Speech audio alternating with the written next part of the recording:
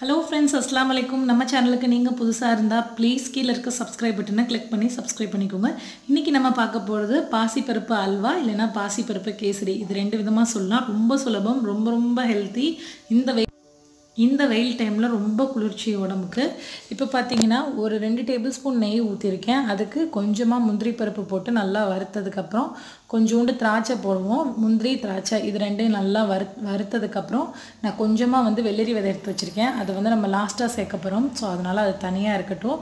இப்போ நான் என்ன பண்ணிருக்கேன்னா முந்திரி திராட்சையை நல்லா வறுத்ததுக்கு அப்புறம் பாசி பருப்பை லைட்டா வறுத்து 1 கப் பாசி பருப்பை லைட்டா வறுத்து வேக வச்சு அப்படியே கெட்டியா எடுத்து வச்சிருக்கேன். அதுல தண்ணி இருந்துச்சுனா வடிச்சிருங்க. 1 கப் பாசி பருப்புனா 1.5 கப் தண்ணி ஊத்திடுங்க.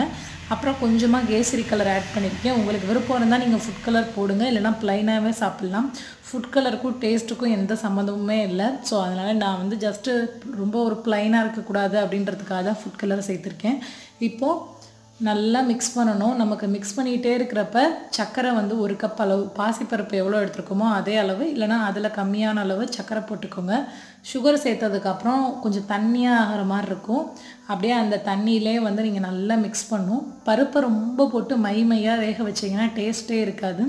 அதனால பருப்பு லைட்டா ஒண்ணு பாதியா இருக்கிற மாதிரி வேக வச்சிருந்தீங்கனாலும் நல்லா இருக்கும். ஒரே ஒரு பிஞ்ச் அளவு உப்பு போட்டுக்கோங்க. அப்பதான் ஸ்வீட்டை நல்லா உங்களுக்கு தூக்கி கொடுக்கும்.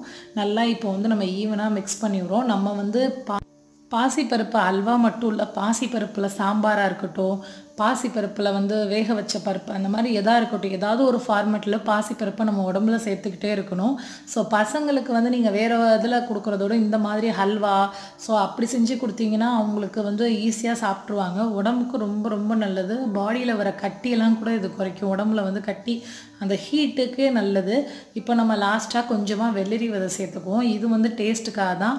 உங்ககிட்ட இருந்தா போடுங்க இல்லனா நீங்க பாதாம் கூட போட்டுக்கலாம். இதெல்லாம் ஆப்ஷனல் தான்.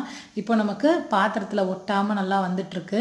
நம்ம போட்ட அந்த ஜீனி பாசிப்பருப்பு எல்லாம் நல்லா ஈவனா mix ஆகி வரணும். சைடுலலாம் நல்லா எடுத்து விடுங்க. இன்னும் கொஞ்சம் நெய் சேர்த்துக்கோங்க. மொத்தம் 3 டேபிள் ஸ்பூன். நான் முதல்ல 2 டேபிள் ஸ்பூன் அளவு நெய் சேர்த்துட்டேன்.